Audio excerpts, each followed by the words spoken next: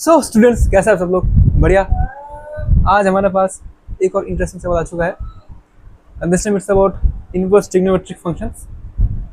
काफ़ी इंटरेस्टिंग सवाल है, काफ़ी आसान भी है एक्चुअली। क्या है सवाल?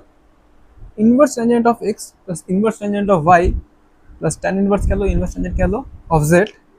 इसकी वैल्यू है, इन तीनों का सम की वैल्यू है π/2। हमें x square plus y square plus z square की वैल्यू निकालनी है। काफ़ी आसान है, पहले एक बार खुद से ट्राई कर लो पॉज करके। इन 3, 2, 1 कर लिया कोशिश। अभी मैं करता हूँ। अरे ये तो कभी नन्ना मुन्ना सा सवाल है, लक्ष्य नहीं बोलता है वो 2 कौड़ी का सवाल, वही है ये। तो सिंपल सा काम है, जब भी तुम्हें इस तरह का सवाल दिखे तुम्हें यहाँ पर कुछ सब्स्टिट्यूशन करना पड़ेगा। तुम्हें तुम्हें देखना पड़ेगा कि यहाँ पर मैं एक्स और वाई और एक्स वाई जी के तो जितने भी वेरिएबल्स हैं उनके ऐसे कौन से वैल्यूज ले सकता हूँ।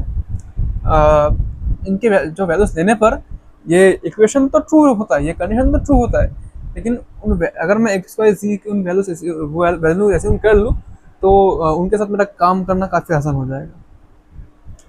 ऐसा हम क्यों करेंगे क्योंकि यहाँ पर देखो, हमें at the end of the day हमें एक इक्वेशन सॉल्व करने का भी कहा गया है, लेकिन यहाँ पर प्रॉब्लम ये है कि हमारे पास वेरिएबल्स है 3 और इक्वेशन है सिर्फ 1। तो सिंपल तरीके से तो हम ये काम नहीं कर सकते। अब देखो, ट्रिग्नोमेट्रिक फंक्शंस हो या फिर उनके इनवर्स फंक्शंस हो, ये थोड़ा साइक्लिक टाइप के फंक्शंस होते हैं, पीरियोडिक फंक्शंस होते हैं। इसकी वजह से एक्स की कोई अगर सर्टेन वैल्यू चूज करता हूँ तो उससे वाई और जेड की वैल्यूज पे इम्पैक्ट पड़ेगा। तो इसका मतलब है कि मैं एक्स और वाई और जेड की कोई भी वैल्यू एज्यूम कर लूँ, एज लॉन्ग एज वो इस इक्वेशन को सेटिस्फाई कर रहा है, मेरा काम बन जाएगा। ठीक है, तो एक काम करता है, मैं तीनों इनवर्स टेंजेंस का सम को, ये सम जो है ये π/2 है। एक काम करता हूँ, इन तीनों को इक्वल मान लेता हूँ, यानी तीनों के तीनों 30 डिग्री या फिर π/6 रेडियंस बन जाएंगे। फिर उनके साथ काम करना काफ़ी आसान हो जाएगा। Let tan inverse of x equal π/6, यानी अगर हम दोनों साइड का tan ले तो ये बन जाएगा x इक्वल्स tan ऑफ π/6, यानी 1/√3। सेम विथ y, अगर हम tan y इक्वल π/6 मान ले, tan y नहीं, tan इनवर्स ऑफ y, फिर दोनों साइड का टेंजेंट ले दे तो लेफ्ट साइड में तो tan इनवर्स और tan मिलके एक दूसरे को कैंसिल कर देंगे, बचेगा हमारे पास y, राइट साइड में हो जाएगा tan ऑफ π/6, यानी 1/√3। सेम विथ z की वैल्यू भी ऐसे आ जाएगी, tan ऑफ π/3,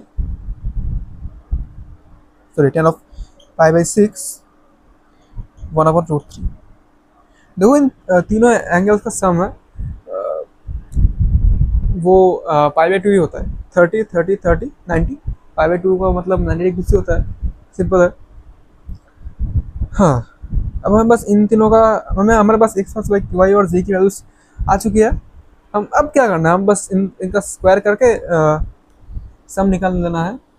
एक्स स्क्वायर हो जाएगा 1/3, वाई स्क्वायर हो जाएगा 1/3 और जी स्क्वायर हो जाएगा 1/3।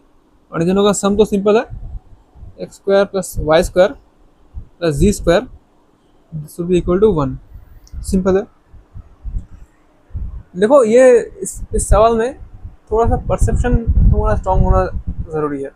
क्यों? क्योंकि देखो, at the end of the day inverse trigonometric functions से जस्ट सिंपल ट्रिग्नोमेट्रिक फंक्शंस हो, ये वाले फंक्शंस पीरियोडिक होता है, यानी इनके वैल्यूज रिपीट करते रहते हैं। इसका मतलब है कि यहाँ पर मैं कोई सा भी वैल्यू चूज कर लूँ एक्स और वाई और जेड का, अगर वो इस इक्वेशन को सेटिस्फाई कर रहा है तो मेरा काम बन जाएगा।